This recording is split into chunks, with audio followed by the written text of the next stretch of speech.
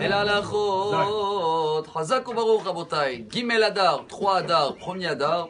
Et toute notre paracha, tout le message de Dieu de cette semaine est basé sur tout ce qu'il y avait dans le temple, le tabernacle, à mon avis en français. Mais la paracha, elle porte un titre. Le nom, c'est quoi? Ni sur les détails, ni la menorah, ni le shulchan. Comment elle s'appelle la paracha? Teruma.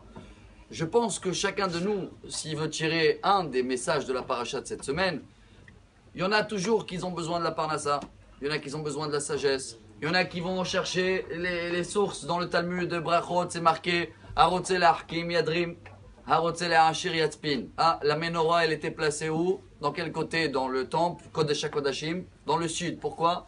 Représente la sagesse. Et le shulchan, qui représente la parnassa, de jamais manquer de pain, était dans le côté de nord. Alors celui-là qui veut aller vers le côté de nord, il ne va rien manquer de sa table. Mais il y a une grande condition. Dans notre vie, souvent, on pense d'abord, qu'est-ce que je peux prendre? Même si quelqu'un il veut partager de la sagesse, il veut d'abord recevoir. Même si quelqu'un il veut donner du maaser et faire des dons, mais il veut d'abord recevoir de Dieu.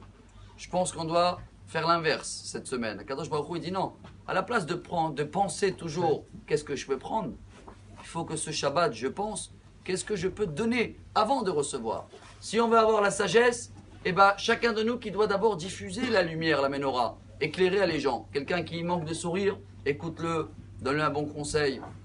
Quelqu'un qui manque de la parnassa, ne dit pas à Dieu, donne-moi, je vais donner. L'inverse, je donne. Et alors là, Kadosh Baruch Hu, il dit, Veikru literuma. Si on fait le titre de la paracha, à la place de penser, je rentre dans une synagogue, qu'est-ce que je peux faire dans la synagogue? Qu'est-ce qui manque dans la synagogue?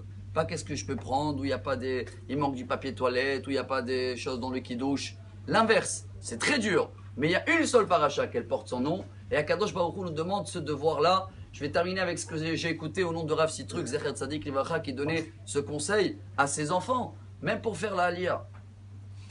Pensez, qu'est-ce que tu peux apporter pour la terre d'Israël? Pas qu'est-ce que tu peux prendre de la terre d'Israël. Si tu viens ici, je veux ça, il me manque ça et tout.